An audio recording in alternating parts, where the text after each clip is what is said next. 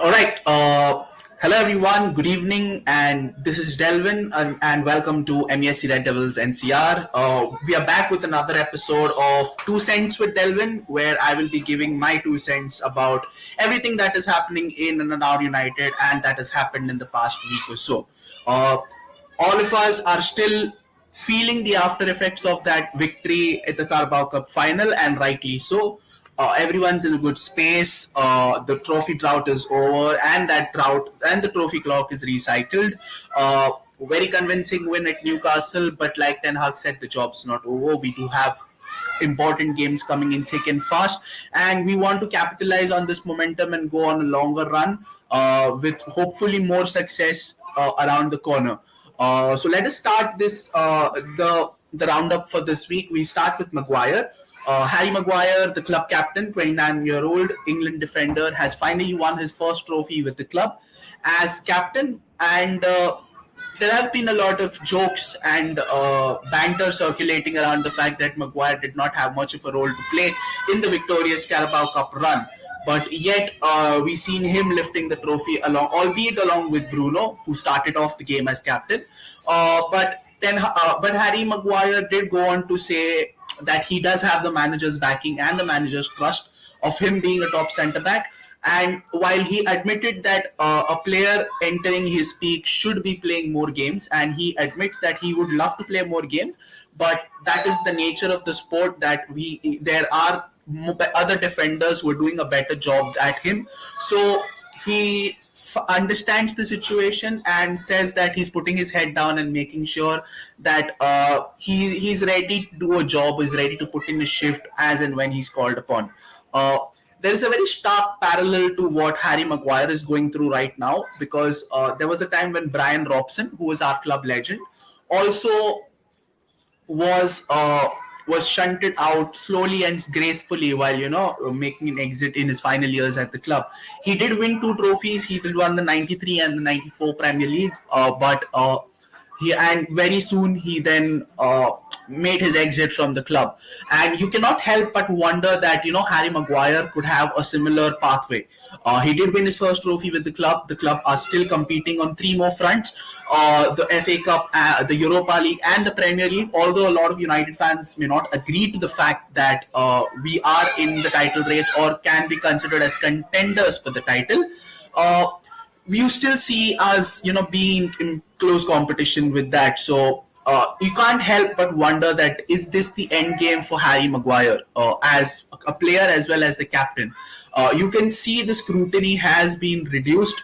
And while majority of the fan base were happy to see Harry Maguire lift the trophy, there are a few who still believe that they want him out.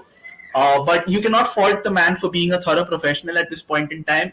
Never at any single phase of his phased ouster from the side has he put in a fit, has thrown in a tantrum, or made sure that he's ranted out about in social media. He's conducted himself like a United captain should, with the utmost dignity and the utmost professionalism. And we only want, and it's not going to be a surprise to see Harry Maguire be as professional as he can, towards the end of the season as well. I certainly believe that there is a real possibility of Maguire being sold in the summer, and I think that the parallel with Robson will come true come the end of this season. But up until then, we would love for him to be a valuable squad player, do his job whenever he's called upon. So moving on to our next section. There were the best awards conducted by FIFA yesterday, and while the men's Lionel Messi did win the best player, edging Kylian Mbappe. We had representation. Man United did have a good amount of representation at the awards, with Casemiro being part of the fifpro World 11, and Mary Earps, the keeper of the Manchester United women's side, who are currently on top of the Women's Super League and have been performing exceptionally well over the past 4 to 5 months.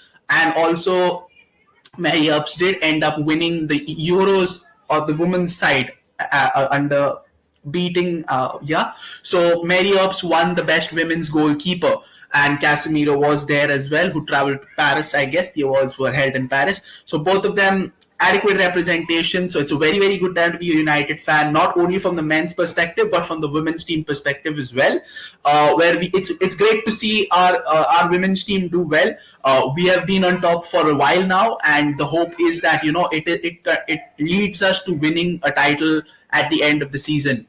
It has always been the case of either Chelsea or Arsenal being the perpetual contenders or the perpetual winners of the Women's Super League. But it is a breath of fresh air to see Manchester United doing so well, in spite of losing some key players throughout the course of the summer. We did have some shrewd signings, and hopefully Mary Earps has a Women's Super League to go to, along with this accolade that she has won. Coming back, it seems that United's success seems to be not taken well by the other sides, Arsenal fans, Liverpool fans. But the latest entrant in undermining Manchester United is none other than the manager on the other side, the other Manchester club, that is Pep Guardiola. Pep Guardiola, in his recent interview, went on to say that United could be a title contender next season if they spend more money. Basically undermining our success and basically undermining our entire structure and what we've built upon so far. It's very funny that Pep says that, and I find it very hypocritical to say the least. Very funny that Pep says that we will be contenders if we spend more money, because that is exactly how they became serial winners and serial title contenders, by spending loads and loads of money. I mean, 650 million spent on defenders, yet somehow they still can't win the Champions League. So yeah, you can spend all the money you want, Pep, but did you win the prize that matters? No, you didn't. So who's laughing now? The guess is yours, Pep. I mean, you can say what you want, but you can see how it has ruffled the feathers and has sent out a genuine warning shot to the rest of the contenders in the Premier League that United is back. We are going in the right direction, and things are only going to get better for us.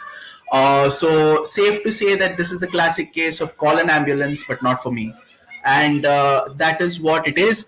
So pretty simple, and we would love love United to silence Pep on the field with our performances and with our style of football. Coming back to a little transfer roundup, it seems that Ten Hag is set to go into the market for Frankie de Jong the second time. We all know what happened when United went all in for Frankie de Jong in the first time in last year's summer window.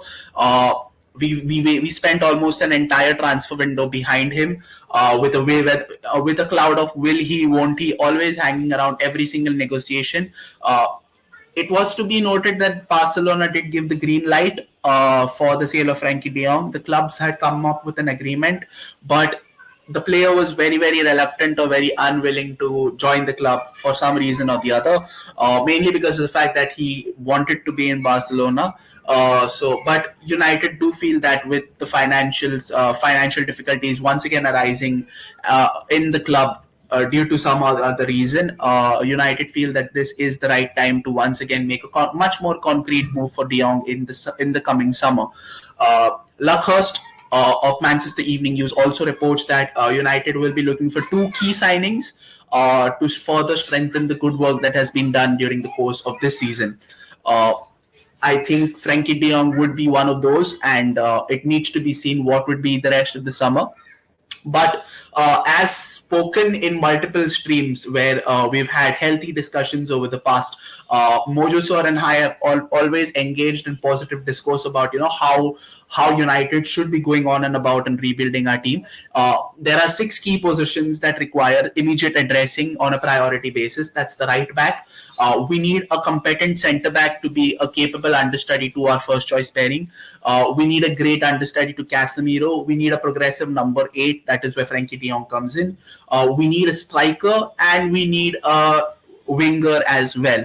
So these are the positions that require utmost addressing. And Frankie de Jong, while is one of those key positions, whether or not he will join the new camp, whether he may or may not join United this season from the new camp remains to be seen. But what is sure is that we will definitely be in for another roller coaster ride if past experiences are to go by. Uh, so another thing to talk about is that we are to Anthony Martial once again is considered to be a doubt for the FA Cup game against West Ham, uh, due to the fact that he wasn't able to play a part in the Carabao Cup final. In other words, the grass is green, the sun rises in the east and sets in the west. I mean, at this point, news of Martial being injured is no longer a surprise. I mean, Martial is the type of guy who, in spite of you locking him in his own room and tying him with bubble wrap, he'll still find ways and means to get injured. So, not really news at this point, but it is what it is. We would love for him to play some part in the season, but then it is something that we do not have much control over. With that being said, uh, this is the roundup for this week. We are very, very close to 1,600 subscribers on YouTube. So please smash that like button. Please click on that subscribe button. Click on that bell icon so that you're notified with every video that comes out on our channel.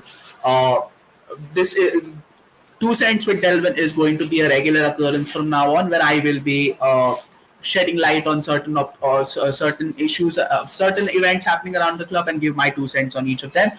So do join me in that. Would love to have you on our live streams as well. Do follow us on Instagram and Twitter. We're pretty active there. We would love to have you on our WhatsApp group as well. Every day is match day on our WhatsApp group. We have an ever-growing family of United followers on our WhatsApp group, and we always have room for more. With that being said, this is the end of today's episode of Delvin's 2 Cents. Do join me for another episode very soon. Till then, it's goodbye.